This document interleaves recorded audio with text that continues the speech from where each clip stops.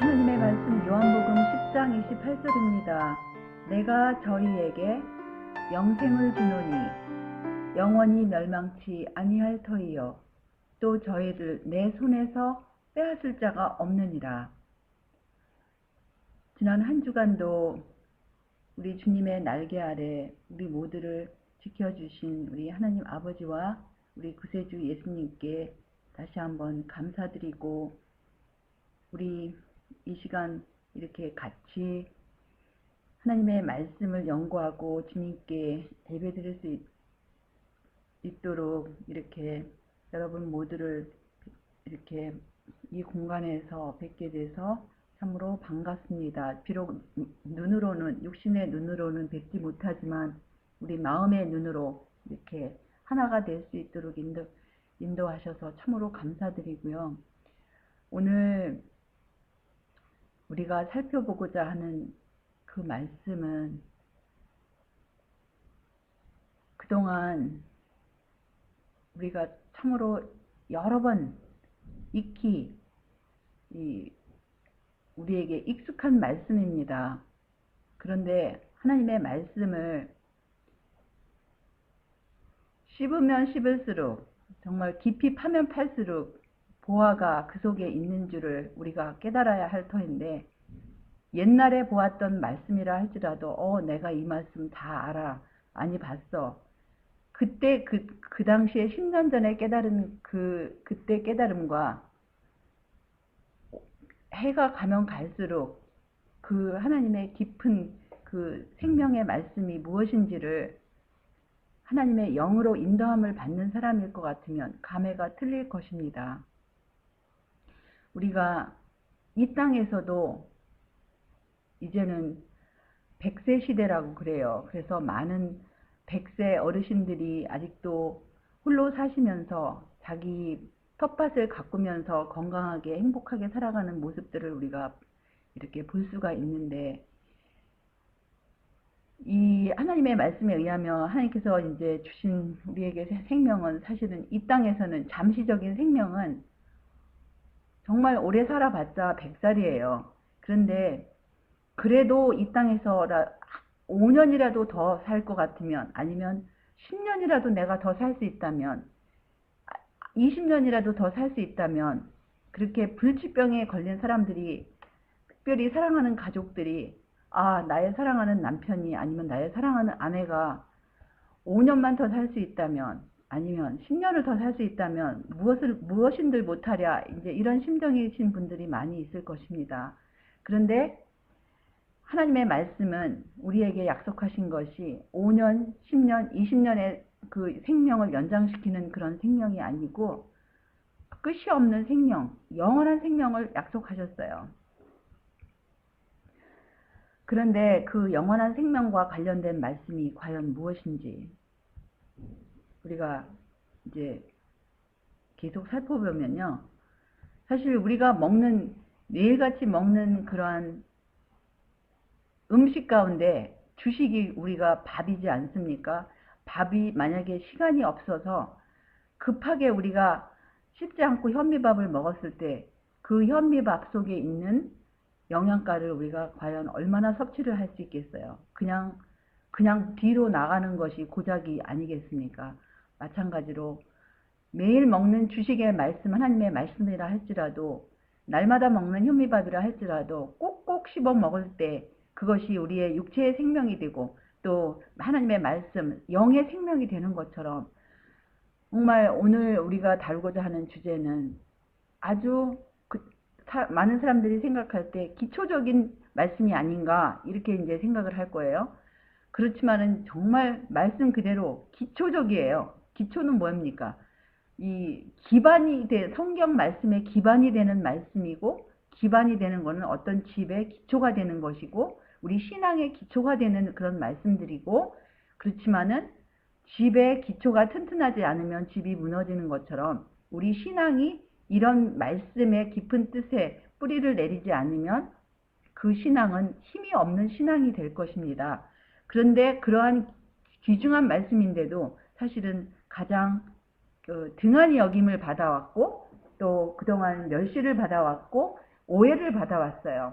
그러한 진리의 말씀을 오늘 우리가 다루고자 하는데요. 사실은 이 말씀을 이제 몇몇 분들한테도 이제 소그룹으로 나눈 적이 있고 또 작년엔가 언제 한번 우리가 나눴는데 그것이 방송 상태가 좋지 않아서 이것이 아직 우리 웹사이트에 올라가지가 않았더라고요. 그래서 참으로 유감스럽게 생각하면서 다시 이제 이 말씀을 해야 되겠다라고 생각하면서 제가 이 말씀 가운데 저는 사실은 볼 때마다 저는 은혜를 받습니다.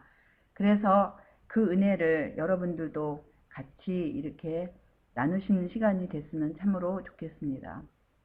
그러면 그것이 그 말씀이 과연 이제 우리가 주제를 택할 것 같으면 우리에게 영생을 주시고 우리의 경배를 받으셔야 할 분이 과연 몇 분인가, 그것을 우리가 이제 신성의 몇 분인가가 이제 성경 말씀에서 확인하는 그러한 시간을 받았으면 좋겠습니다. 그러면 영생을 얻기 위하여 몇 분을 알아야 하겠습니까? 여기 요한복음 17장 3절에 예수님의 그 간절한 기도 가운데서 주신 말씀인데요.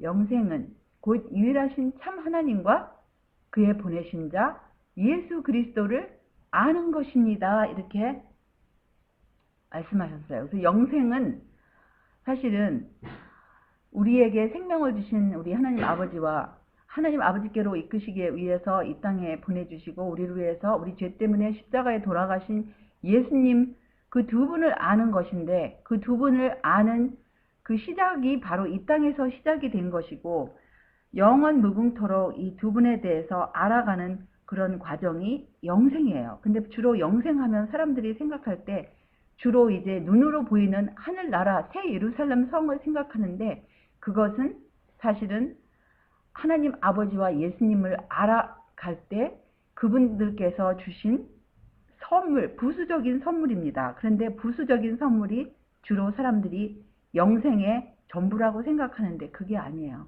영생의 중심은 유일하신 참 하나님과 예수 그리스도를 아는 것이에요. 그러면 구원이 몇 분에게 우리에게 있는지요? 계시록 7장 10절을 보시면 큰 소리로 외쳐 가로되 구원하심이 보좌에 앉으신 우리 하나님과 어린 양에게 있도다. 그렇게 말씀하셨어요. 그래서 구원하심은 우리 하나님과 어린 양 두 분께만 있습니다. 그러면 우리가 믿어야 할 분이 몇 분이 되시는지요? 요한복음 14장 1절 예수님의 말씀에 의하면 너희는 마음에 근심하지 말라. 하나님을 믿으니 또 나를 믿으라. 이렇게 말씀하셨어요. 하나님과 예수님을 우리가 믿어야 합니다. 또 몇 분의 나라가 있습니까? 에베소서 5장 5절을 보시면 너희도 이것을 정령이 알거니와 음행하는 자나 더러운 자나 탐하는 자 곧 우상 숭배자는 다 그리스도와 하나님 나라에서 기업을 얻지 못하리니. 계시록 11장 15절에 보시면 일곱째 천사가 나팔을 불매 하늘에 큰 음성들이 나서 이르되 세상 나라가 우리 주와 그의 그리스도의 나라가 되어 그가 세세토록 왕 노릇 하시리로다. 몇 분의 영광이 있습니까? 누가복음 9장 26절을 보시면 누구든지 나와 내 말을 부끄러워하면 인자도 자기와 아버지와 거룩한 천사들의 영광으로 올 때에 그 사람을 부끄러워하리라. 하물며 저 천사들도 영광이 있어요. 그렇지만 그분들은 신성을 가지지 않았습니다. 신성을 가지신 우리 예수님께서 재림하실 때에 그분과 아버지의 영광, 그 다음에 거룩한 천사들의 영광으로 이제 온다고 하였습니다. 두 분의 신성이 있음을 우리가 이제 깨닫게 되죠. 그러면 또 온 우주는 몇 분께 예배를 드립니까? 계시록 5장 13절을 보시면 내가 또 들으니 하늘 위에와 땅 위에와 땅 아래와 바다 위에와 또 그 가운데 모든 만물이 가로되 보좌에 앉으신 이와 어린 양에게 찬송과 존귀와 영광과 능력을 세세토록 돌릴지어다 하니. 그래서 지금 예배를 받으시는 분, 경배를 받으시는 분, 존귀와 영광과 능력을 또 찬송을 받으시는 분은 보좌에 앉으신 하나님 아버지와 그분의 독생자 하나님의 어린 양 예수님 두 분께만 이렇게 돌리는 장면이 나옵니다. 몇 분의 보좌가 있을까요? 계시록 22장 1절을 보시면 또 저가 수정같이 맑은 생명수의 강을 내게 보이니 하나님과 및 어린 양의 보좌로부터 나서. 3절 다시 저주가 없으며 하나님과 그 어린 양의 보좌가 그 가운데 있으리니 그의 종들이 그를 섬기며.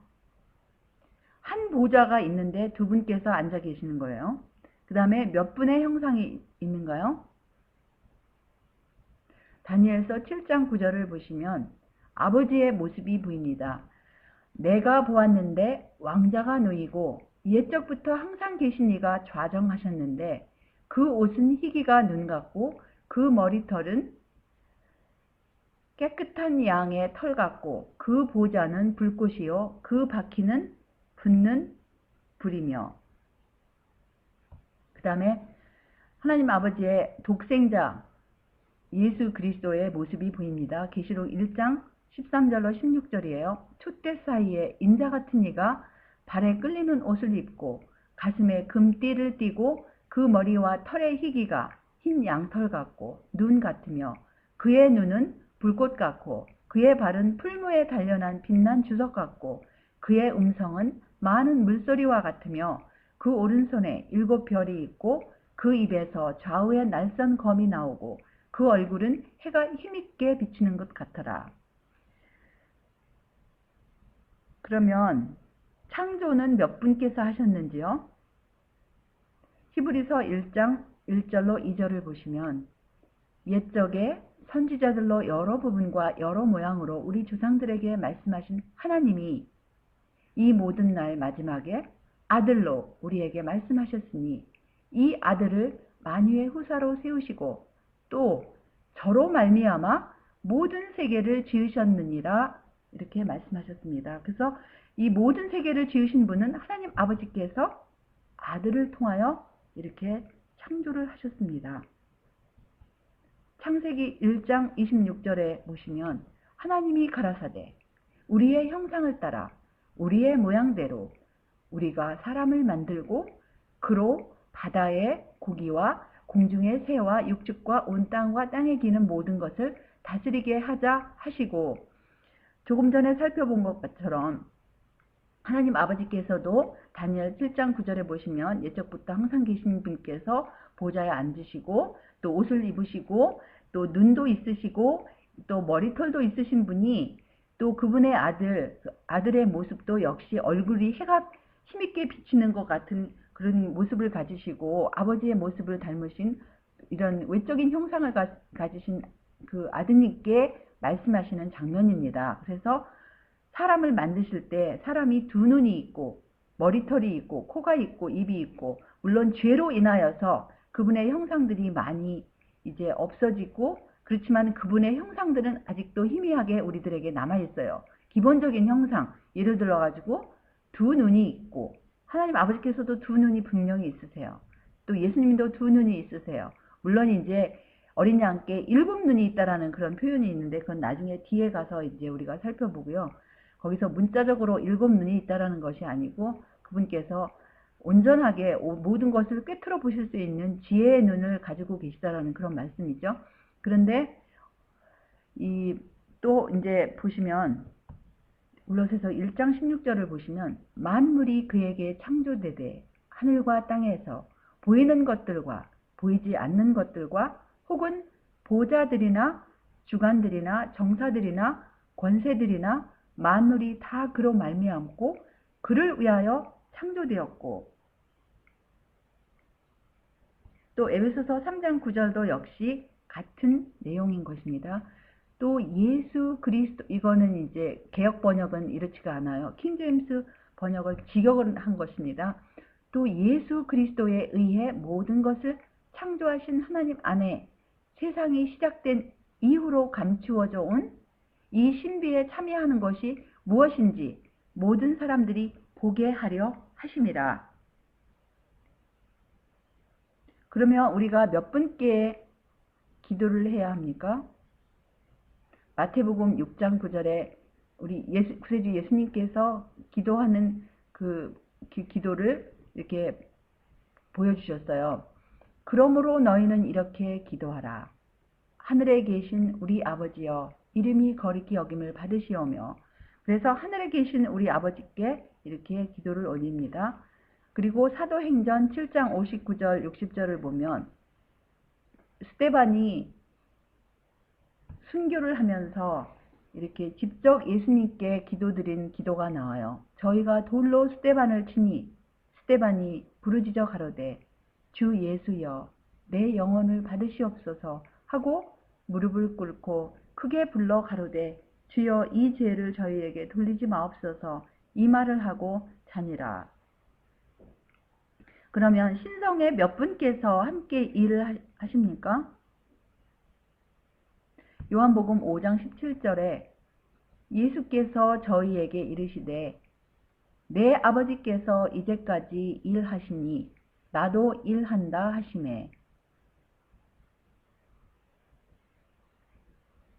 그래서 하나님 아버지께서 일하시고 또 예수님께서 일하시는 것을 우리가 볼 수 있어요. 그러면 평화의 의논은 몇 분이 세우셨을까요? 스가랴 6장 13절을 보시면 그가 여호와의 전을 건축하고 영광도 얻고 그 위에 앉아서 다스릴 것이요 또 제사장이 자기 위에 있으리니 이 두 사이에 평화의 의논이 있으리라 하셨다 하고, 그 다음에 13장 7절을 보시면 만군의 여호와가 말하노라. 가라 깨어서 내 목자 내 짝된 자를 치라. 목자를 치면 양이 흩어지려니와 작은 자들 위에는 내가 내 손을 들이오리라. 그래서 하나님 아버지께서는 그분의 독생자를 내 목자라고도 하시고 또 그분의 짝된 자라고도 이렇게 말씀을 하셨습니다. 그러면 영원한 복음에 신성의 몇 분이 관련되었고 그리고 하나님의 사랑이 무엇인지를 한번 살펴보시면 영원한 복음은 대표적인 성경절 요한복음 3장 16절로 17절을 보시면 하나님이 세상을 이처럼 사랑하사 독생자를 주셨으니 이는 저를 믿는 자마다 멸망치 않고 영생을 얻게 하려 하심이니라. 하나님이 그 아들을 세상에 보내신 것은 세상을 심판하려 하심이 아니요 저로 말미암아 세상이 구원을 받게 하려 하심이라. 그래서 정말 이 말씀의 깊은 뜻을 우리가 살펴볼 것 같으면 하나님께서 죄 지은 인류를 이처럼 사랑하셨다는 것은 독생자를 주셨다는 거예요. 그 죄 지은 인류를 위해서 독생자를 내어주셨고 그것을 믿었을 때 멸망치 않고 영생을 얻는데 우리가 또 구원을 받는다는 것이 우리가 육체적으로만 구원을 받으면 무슨 의미가 있겠습니까? 우리 마음이 육체적으로만 구원을 받고 우리 마음이 아직도 어둡고 그 루스벨을 타락하게 한 그 죄가 우리 마음 가운데 있을 것 같으면 그 육체가 살아있는 것은 아무 의미가 없을 거예요.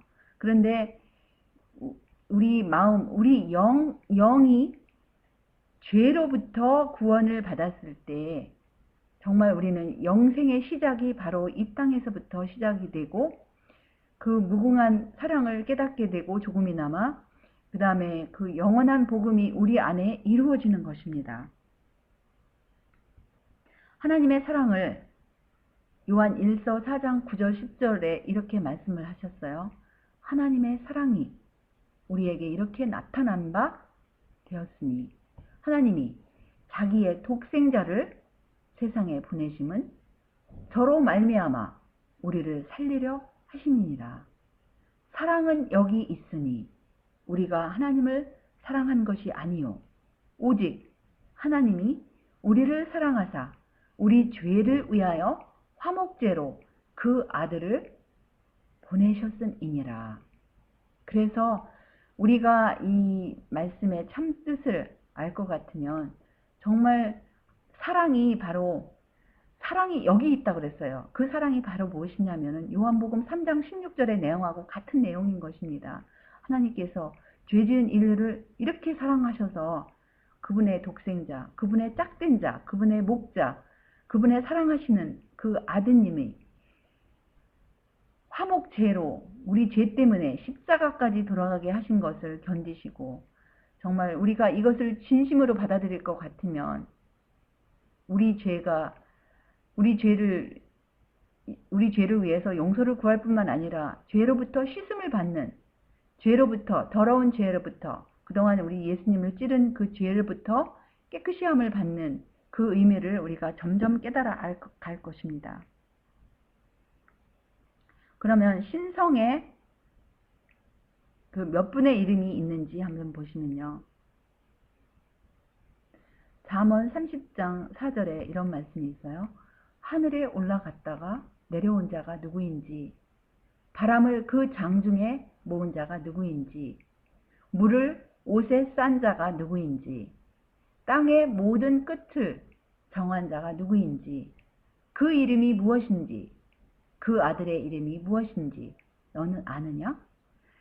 여기 보시면 앞부분에 보시면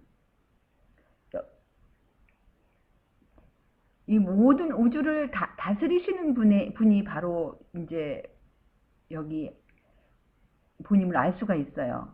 근데 그분의 이름이 무엇이고 그분의 아드님의 이름이 무엇인지 너는 아느냐? 이런 질문을 하셨습니까? 여러분과 제가 그분들의 이름을 아십니까?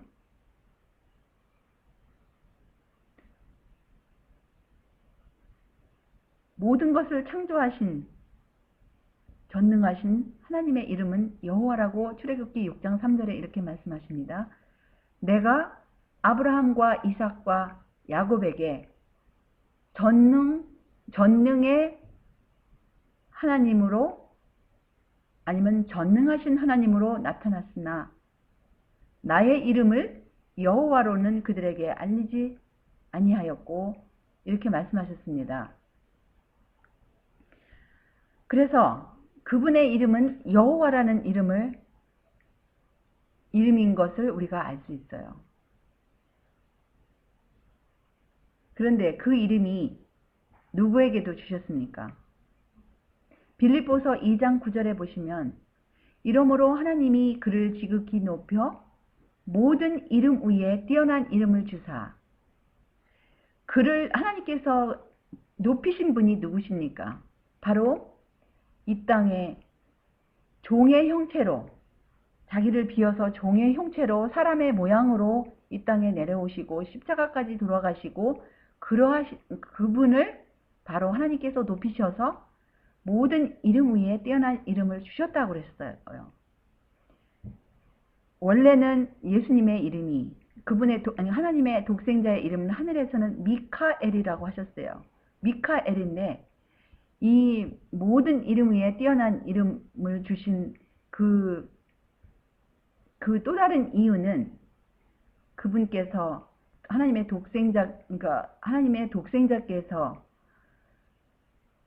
루스벨이 하나님을 대적하고 하나님의 아드님을 대적하였을 때 정말 루스벨의 모든 거짓말, 하나님에 관련된 거짓말, 그 아들에 관련된 거짓말, 하나님의 정부에 관련된 그런 모든 거짓말과 또 루스벨이 그 신성의 두 분 사이에 끼어들어서 경배를 받으려고 하였던 그런 모든 것들, 또 인류가 죄를 지음으로 인해서 하나님께 욕설된 그런 모든 것들, 그 모든 것들을 이제 해결하시려고 십자가에 돌아가셨기 때문에 또 이렇게 하나님께서 그분의 아드님께 이렇게 모든 이름 위에 뛰어난 이름을 주셨습니다. 또 히브리서 1장 4절에 보면은 더욱 아름다운 이름이라고 이렇게 말씀하셨어요. 저가 천사보다 얼마큼 뛰어남은 저희보다 더욱 아름다운 이름을 기업으로 얻으시니, 그 더욱 아름다운 이름을 얻으신 그 이유가 또 출애굽기 23장 21절에 보시면 너희는 삼가 그 목소리를 청정하고 그를 노엽게 하지 말라. 그가 너희 허물을 사하지 아니할 것은 내 이름이 그에게 있음이니라. 그래서 하나님 아버지의 이름, 천사들도 부르기를 주저하는 그 이름, 여호와라는 이름을 아들에게도 주셨습니다. 그 아들에게도 주셨는데, 그러면 이제 많은 분들이 또 이름이 나오는데 왜 이렇게 두 분의 이름을 강조할까? 그런 질문이 나올 겁니다. 왜냐하면 마태복음 28장 19절에 그러므로 너희는 가서 모든 족속으로 제자를 삼아 아버지와 아들과 성령의 이름으로 침례를 주고, 이 말씀이 있는데요. 여기서 이제 이것은 개역 번역이고 또한 이제 킹제임스 번역을 본다 할지라도 비슷한 내용이에요. 그런데 원래 이 신약을 기록한 언어는 영어도 아니고 한국어도 아닙니다. 그래서 이 뜻을 보실 것 같으면 그 이름이라는 단어, 여기서 마태복음 28장 19절에 나오는 이름이라는 단어가 나와요. 그것을 보시면 오노마라고 그래요. 오노마라고 하는데, 그것은 이제 우리가 문자적인 그런 이름, 아니면 상징적인 이름, 아니면 권위, 아니면 특성, 이런 여러 가지의 그런 내용을 내포하고 있어요.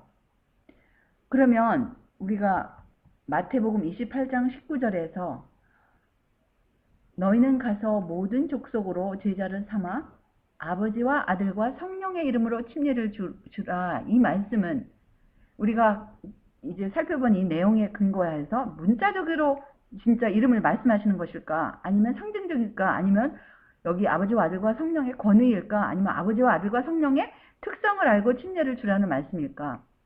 이제 우리가 뒤에서 살펴보면 그것이 문자적인 이름이 아니고 그 아버지와 아들과 성령의 특성을 알고 침례를 주라라는 것이 우리가 뜻을 이제 깨달을 거예요. 왜냐하면 계시록 3장 여기 이제 12절에 이름이 또 나와요. 똑같은 오노바라는 단어가 나와요. 보시면 이기는 자는 내 하나님 성전에 기둥이 되게 하리니 그가 결코 다시 나가지 아니하리라. 내가 하나님의 이름과 하나님의 성, 곧 하늘에서 내 하나님께로부터 내려오는 새 예루살렘의 이름과 나의 새 이름을 그의 위에 기록하리라. 여기 보시면 지금 똑같은 단어, 오노마라는 단어, 마태복음 28장 19절에 오노마라는 단어가 여기서도 나오는데요. 여기서 이기는 자에게 예수님께서 그 이마에 이렇게 기록을 하겠다라는 거예요. 그런데 지금 하나님의 이름을 기록하겠다 그러고 또 새 예루살렘의 이름을 기록하겠다 그러고 예수님의 새 이름을 기록하겠다 그랬어요. 그러면 무조건 이름이 3번 나왔다 그래서 이게 신성의 3분입니까? 생각해 봐야 돼요. 새 예루살렘이 지금 우리가 생각하는 신성을 가지신 하나님이십니까? 그건 아니에요. 새 예루살렘의 이름도 기록하겠다고 이렇게 말씀을 하셨어요. 그거는 무엇이냐?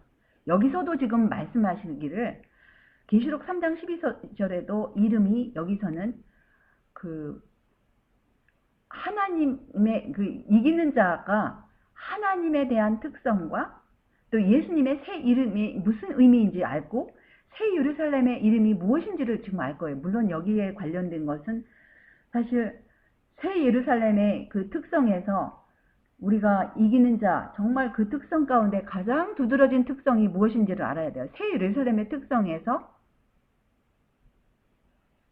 보통 생각하기를 사람들은 새 예루살렘 하면 어떤 물리적으로 보이는 새 예루살렘의 금거리 아니면 12가지 과일을 맺히는 생명과일을 생각할지도 몰라요. 그런데 그게 아닙니다. 새 예루살렘의 중심지는 계시록 22장 1절하고 3절에 나오는 하나님의 보좌입니다. 하나님의 보좌에 몇 분이 앉아 계십니까? 하나님 아버지와 그분의 하나님의 어린 양 예수님께서 앉아 계세요. 그래서 이기는 자도 역시 하나님의 이름, 또 새 예루살렘 이름, 예수님의 새 이름은 무엇이에요? 예수님께서 우리의 보혜사가 되셨어요. 예수님께서 새로운 특성을 가지고 이제 이기는 자에게 임하는 것입니다. 그런 모든 뜻을 이제 깨달아 아는 것처럼 역시 이 마태복음 28장 19절에 아버지와 아들과 성령의 이름, 어떤 면으로 이 계시록 3장 12절하고 같은 내용인 것입니다. 아버지와 아들과 성령의 참된 특성을 알고 침례를 주고 그렇게 침례를 받았을 때 그 능력으로 나가서 영원한 복음의 참된 의미를 깨닫고 그렇게 선포하는 그것을 의미하는 거예요. 그러면 신성에 몇 분께 영이 있습니까? 왜냐하면 다른 사람들이 이제 우리가 이렇게 신성에 몇 분이 있을까요? 강조했을 때 이제 아니 그러면은 당신들은 성령을 무시하는 것입니까? 성령을 부인하는 것입니까? 이렇게 이제 질문을 이제 할지도 모르겠어요. 그게 아닙니다. 로마서 8장 9절을 보시면 만일 너희 속에 하나님의 영이 거하면 너희가 육신에 있지 아니하고 영에 있나니 누구든지 그리스도의 영이 없으면 그리스도의 사람이 아니라. 그래서 여기서 보시면 하나님께도 영이 있으시고 그분의 독생자 예수 그리스도께도 영이 있으십니다. 그런데 그 영은 그 두 분들의 속성이 거룩하기 때문에 성영이라고 그래요. 거룩한 영이에요. 마귀에게도 영이 있어요. 사탄에게도 영이 있어요. 그런데 사탄에게 있는 영은 성영이 아닙니다. 성영의 반대가 무엇이죠? 악령이에요. 그래서 사탄에게 있는 영은 악령이에요. 거룩한 영의 반대. 그런데 하나님께 아니면 그리스도의 영은 거룩한 영이기 때문에 성령이라고 합니다.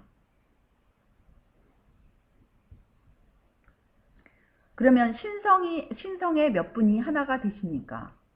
예수님께서 요한복음 10장 30절에 말씀하시기를 나와 아버지는 하나이니라 이렇게 말씀하셨어요. 나와 아버지는 하나라고 하니까 이제 또 이 말씀의 참된 의미를 깨닫지 못하고 이분들이 뭐 어떻게 하나가 되는가 해서 여러 가지 인간적인 생각이 있는지 모르겠어요. 우리는 기록되었을 때 말씀에서 답을 찾아야 합니다. 어떻게 하나가 되실까요? 성령으로 하나가 되셔요. 성령으로 하나가 되시는데 여기 말씀에 의하면 평안에 매는 줄로 성령의 하나 되게 하신 것을 힘써 지키라. 몸이 하나요 성령이 하나이니 이와 같이 너희가 부르심의 한 소망 안에서 부르심을 입었느니라. 그래서 여기 몸은 뭐냐면은 여기 에베소 4장에서는 예수님의 지체 되신 그분의 교회를 두고 말씀하시는 거예요. 그분의 교회는 여러 교회가 없습니다. 이 지구상에는 참된 그리스도의 교회, 하나님의 교회는 하나예요.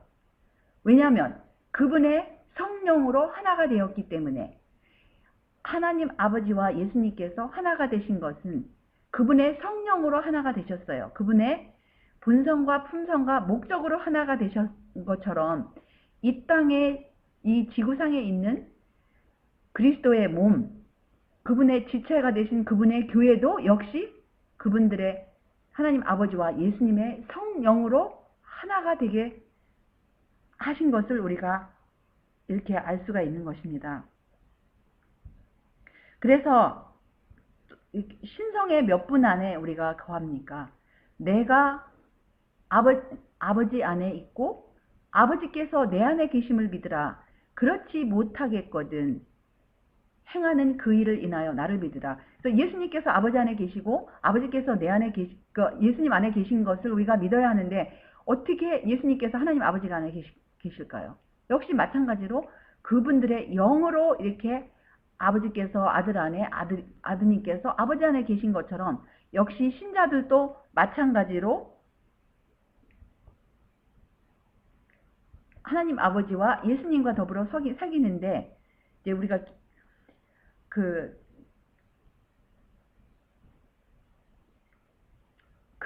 그분들의 영으로 역시 마찬가지로 이렇게 사귀는 것입니다. 우리가 보고 들은 바를 너희에게도 전함은 너희로 우리와 사귐이 있게 하려 함이니 우리의 사귐은 아버지와 그 아들 예수 그리스도와 함께 함이라 이렇게 말씀하셨어요. 그래서 역시 마찬가지로 성령을 그분들의 영을 받을 때에 하나님 아버지와 그분의 아들 예수님과 함께 이렇게 우리가 사귈 수 있는 것입니다.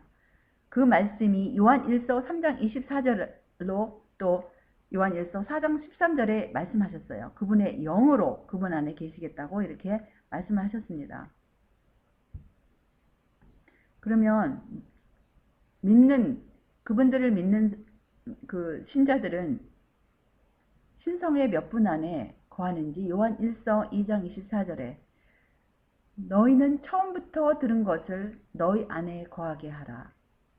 처음부터 들은 것이 너희 안에 거하면 너희가 아들의 안과 아버지의 안에 거하리라. 이렇게 말씀하셨어요. 그래서 역시 마찬가지로 그분들의 성령을 받음으로 인해서 아들의 안과 아버지 안에 진정으로 거할 수 있는 것입니다. 사도 바울은 신성의 몇 분 앞에서 디모데에게 명령을 하였습니까? 디모데전서 5장 21절을 보시면 하나님과 그리스도 예수와 택하심을 받은 천사들 앞에서 내가 엄히 명하노니 너는 편견 없이 이것들을 지켜 아무 일도 편덕되이 하지 말며 그래서 이렇게 천사들까지도 언급을 하였어요. 천사들 앞에서 하나님 아버지 앞에서 예수님 앞에서 이렇게 택하심을 천사들 앞에서 내가 너에게 이렇게 명하노라 하면서 이렇게 명령을 하셨는데 하물며 천사들까지도 언급을 하였습니다. 그런데 천사들은 신성이 아니에요. 하나님 아버지와 그리스도 예수만이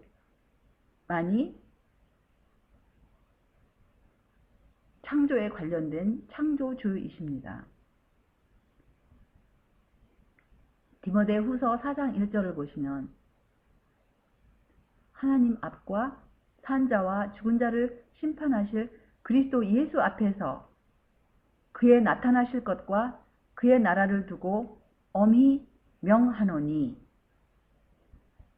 또 디모데전서 6장 13절을 보시면 만물을 살게 하신 하나님 앞과 본디오 빌라도를 향하여 선한 증거로 증거하신 그리스도 예수 앞에서 내가 너를 명하노니 여기서는 이제 디모데전서 6장 13절은 천사들을 빼놨어요. 그냥 하나님과 그리스도 예수 앞에서 디모데에게 명령을 하신 것을 우리가 볼 수 있습니다. 그러면 사도 바울은 신성의 몇 분의 명령에 따라서 사도가 되었을까요? 디모데전서 1장 1절을 보시면 우리 구주 하나님과 우리 소망이신 그리스도 예수의 명령을 따라 그리스도 예수의 사도된 바울은 그래서 두 분의 명령을 따라서 사도가 된 것을 우리가 이제 말씀 가운데서 확인할 수 있고요. 예수님께서 사랑하신 분이 누구실까요? 요한복음 14장 31절을 보시면 오직 내가 아버지를 사랑하는 것과 아버지의 명하신 대로 행하는 것을 세상으로 알게 하려 함이로라. 일어나라. 여기를 떠나자 하시니라. 그렇다면 예수님을 사랑하신 분은 누구이실까요? 요한복음 3장 35절에 보시면 아버지께서 아들을 사랑하사 만물을 다 그 손에 주셨으니, 또 요한복음 15장 9절에 보시면 아버지께서 나를 사랑하신 것 같이 나도 너희를 사랑하였으니 나의 사랑 안에 거하라. 그러면 예수님과 함께 하신 분은 몇 분께서 함께 하셨습니까? 요한복음 8장 29절에 보시면 나를 보내신 이가 나와 함께 하시도다. 내가 항상 그의 기뻐하시는 일을 행함으로 나를 혼자 두지 아니하셨느니라. 나를 보내신 이들이라고 하지 않고 나를 보내신 이 단수를 쓰셨습니다. 또 구체적으로 말씀하셨어요. 요한복음 16장 32절에 보시면 보라 너희가 다 각각 제 곳으로 흩어지고 나를 혼자 둘 때가 오나니 벌써 맞도다. 그러나 내가 혼자 있는 것이 아니라 아버지께서 나와 함께 계시느니라. 그래서 예수님을 보내신 분은 아버지이심을 예수님께서 이렇게 분명히 말씀하셨습니다. 그러면 또한 예수님께서 영화롭게 하신 분은 어느 분이실까요? 요한복음 12장 28절에 아버지여 아버지의 이름을 영광스럽게 하옵소서 하시니 이에 하늘에서 소리가 나서 가로되 내가 이미 영광스럽게 하였고 또 다시 영광스럽게 하리라 하신대. 요한복음 12장 28절이었습니다. 그 다음에 요한복음 17장 1절에 예수께서 이 말씀을 하시고 눈을 들어 하늘을 우러러 가라사대 아버지여 때가 이르렀사오니 아들을 영화롭게 하사 아들로 아버지를 영화롭게 하게 하옵소서. 그래서 예수님께서는 그분의 아버지를 항상 영화롭게 하셨습니다. 다른 분은 없으셨어요. 아버지만을 영화롭게 하셨습니다. 요한복음 14장 13절에 보시면 너희가 내 이름으로 무엇을 구하든지 내가 시행하리니 이는 아버지로 하여금 아들을 인하여 영광을 얻으시게 하려 함이라.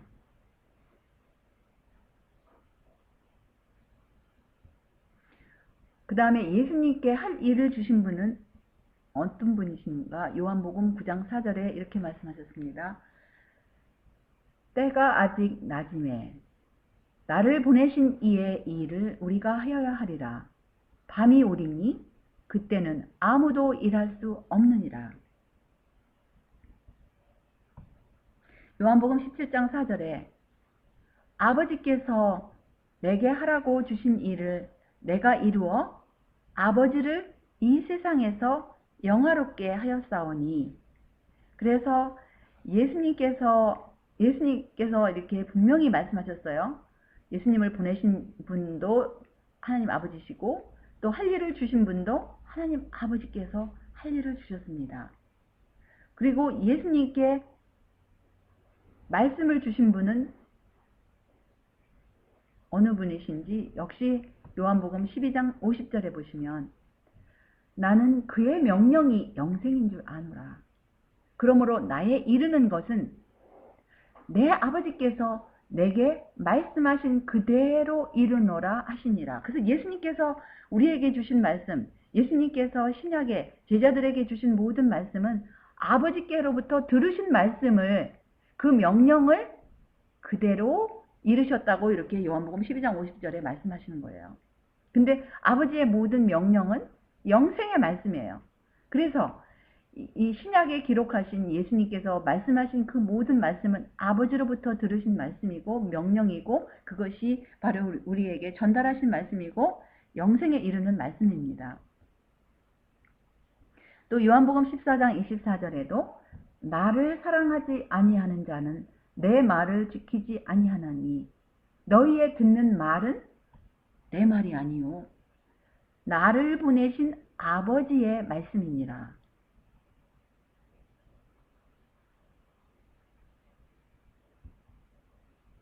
또 14장 31절에 오직 내가 아버지를 사랑하는 것과 아버지의 명하신 대로 행하는 것을 세상으로 알게 하려 함이로라. 일어나라 여기를 떠나자 하시니라. 그래서 아버지께서 명령하신 대로 말씀하시고 그대로 또 명령하신 대로 행하셨습니다. 또 요한복음 15장 15절에 이제부터는 너희를 종이라 하지 아니하리니 종은 주인의 하는 것을 알지 못함이라. 너희를 친구라 하였노니 내가 내 아버지께 들은 것을 다 너희에게 알게 하였음이니라. 아버지께 들은 것을 이제 제자들에게 알려주셨어요. 그걸 또 기록하셔서 우리가 이렇게 전달받은 것입니다. 또 요한복음 17장 8절에도 나는 아버지께서 내게 주신 말씀들을 저희에게 주었사오며 저희는 이것을 받고 내가 아버지께로부터 나온 줄을 참으로 아오며 아버지께서 나를 보내신 줄도 믿었사옵나이다. 특별히 이제 아버지께로부터 나온 것은 이 그러니까 예수님께서 하나님의 독생자라고 성경에 분명히 기록되었어요.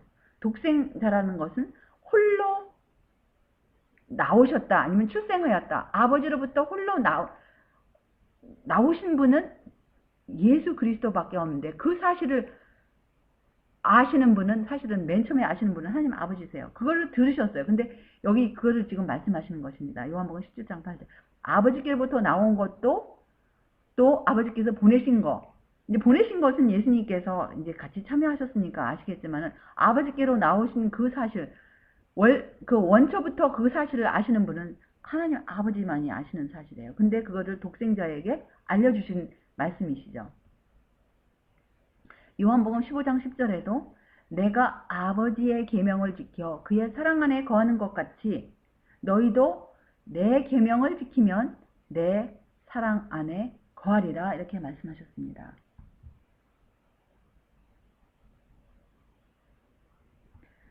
또한 예수님께서 몇 분의 이름으로 오셨을까요? 요한복음 5장 43절에 나는 내 아버지의 이름으로 왔음에 너희가 영접지 아니하나 만일 다른 사람이 자기 이름으로 오면 영접하리라. 그래서 예수님은 그분의 아버지의 이름으로 오셨습니다. 또 어느 분의 뜻을 행하려 이 땅에 오셨을까요? 요한복음 6장 38절로 40절을 보시면 내가 하늘로서 내려온 것은 내 뜻을 행하려 함이 아니요 나를 보내신 이의 뜻을 행하려 함이니라. 나를 보내신 이의 뜻은 내게 주신 자 중에 내가 하나도 잃어버리지 아니하고 마지막 날에 다시 살리는 이것이니라. 내 아버지의 뜻은 아들을 보고 믿는 자마다 영생을 얻는 이것이니 마지막 날에 내가 이를 다시 살리리라 하시니라.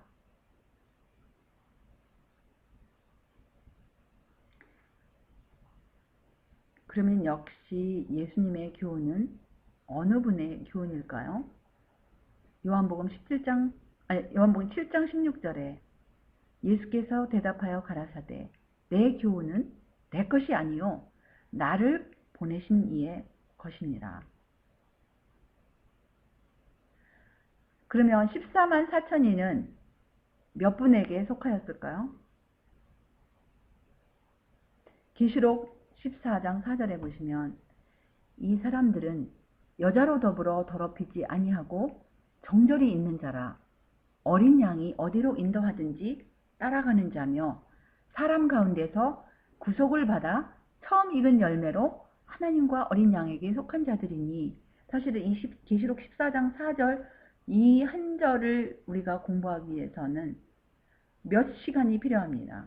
몇 시간의 거쳐서 이 참된 의미를 우리가 깨달을 수 있어요. 깊이 들어가면 들어갈수록 시간이 더 연장이 되겠죠. 그런데 우리가 여기서 분명하게 아는 한 가지 사실은, 여기서 우리가 이제 이 시간에 우리가 밝히고자 하는 사실은 14만 4천인은 하나님과 하나님의 어린 양, 그 두 분에게만 속한 자들이에요. 그래서 14만 4천이 들어가기 위해서도 반드시 이 사실은 우리가 깨달아야 해요.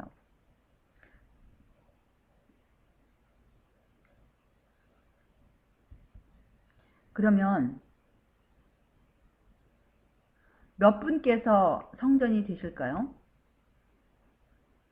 계시록 21장 22절에 보시면 성 안에 성전을 내가 보지 못하였으니 이는 주 하나님 곧 전능하신 이와 및 어린 양이 그 성전이심이라 이렇게 말씀하셨어요. 그래서 오늘은 이제 여기 이 주제에 관련돼서 앞부분만 우리가 이제 살펴봤는데요. 이제 다음 시간에는 나머지 제2부를 이제 할 텐데 2부가 될지 3부가 될지는 모르겠어요.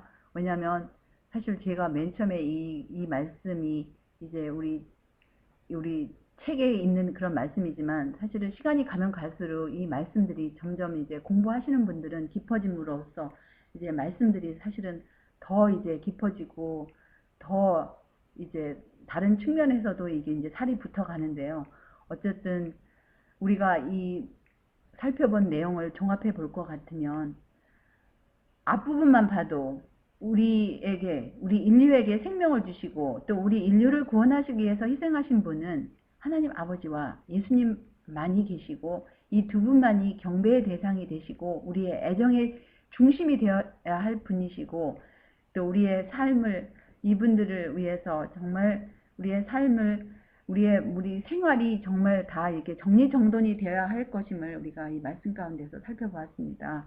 그래서 이제 우리가 우리 남은 생애 동안에 정말 우리 주님께서 보여주신 이 말씀에 따라서 이 두 분의 영광을 드러내고 우리의 삶 가운데서 또 주님의 그 하나님 아버지의 그 기쁘신 뜻이 우리 안에 온전히 이루어지기를 우리가 바라면서 이 말씀을 오늘은 여기서 줄이겠습니다. 아멘.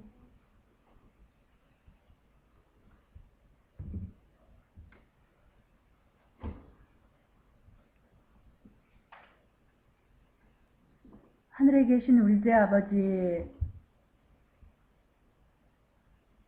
다시 한번 우리 주님의 은혜 감사와 찬양을 올리옵나이다.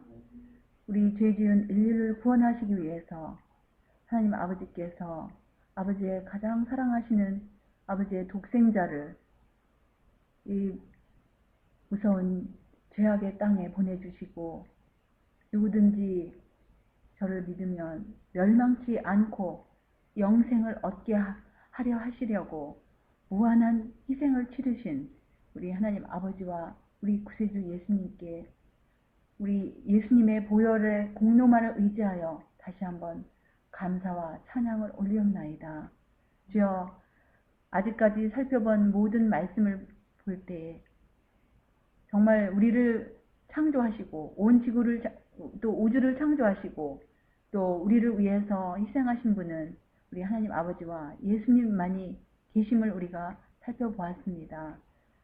우리 마음의 보좌에 하나님 아버지와 예수님만이 자정하여 계시옵시고 우리의 생각, 우리의 애정, 우리의 계획, 우리의 모든 앞날이 온 우주의 중심 되신 우리 하나님 아버지와 예수님께만 집중이 되게 하여 주시옵시고 주님께서 주시는 영원한 생명, 그 영원한 영광, 기쁨, 평안, 그 행복에 우리가 들어갈 수 있도록 날마다 우리를 이끌어 주시고 우리를 다듬어 주시옵시고 우리를 재창조하여 주시옵시고 주의 선하신 뜻대로 인도하여 주시옵기를 빌고 원하오며 특별히 오늘 우리가 흩어져 있는 주님의 자녀들이 드리는 이 합심 기도를 주님께서 응답하여 주시옵소서. 주님의 자녀들 영육 간의 강건함을 허락하여 주시옵시고, 또 특별히 어린 자녀들, 혹시 방황하는 자녀들 주님께로 이끌어 주시옵시고, 이 세상에 헛되고 헛된 것을 잡으려고 바삐 돌아다니는 대신에 우리 마음 가운데 참된 평안과 참된 기쁨을 주실 우리 하나님 아버지와 예수님을 똑바로 알고 그들의 애정이 우리 하나님께, 예수님께 집중될 수 있도록 인도하여 주시옵기를 빕니다. 또 이 말씀에 아직도 눈이 열리지 아니한 주님의 자녀들이 있습니까? 그들의 마음 가운데도 주님께서 역사하여 주시옵시고, 이 구속의 경륜의 깊은 뜻을 이제 점점 더 깨달아 알 수 있도록, 그래서 모든 찬양과 모든 영광을 우리 하나님께 예수님을 통하여 돌릴 수 있도록 인도하여 주시옵소서. 또한 주님의 자녀들 가운데 여러 가지 그 숙제 가운데 주님께서 우리에게, 주님의 자녀들에게 이제 마지막 때에 정말 생활하라고 하신 그 시골 생활을 간절히 원하는 주님의 자녀들이 있습니다. 주여, 우리가 이름은 언급하지 않지만 그런 모든 것들, 우리가 그 인간적으로 해결할 수 없는 그런 모든 것들도 주님께서 넉넉히 해결하여 주실 줄을 우리가 믿사옵고, 우리 구세주 예수님의 그 하늘과 땅의 모든 권세를 가지신 그분의 그 권능을 믿사오니 주님 해결하여 주시옵시고, 그런 모든 것들로 인하여서, 해결하여 주심을 인하여서 앞으로도 계속 영광과 찬양을 받아주시옵기를 우리 예수님의 귀하신 성호 의지하여 간절히 기도드리옵나이다.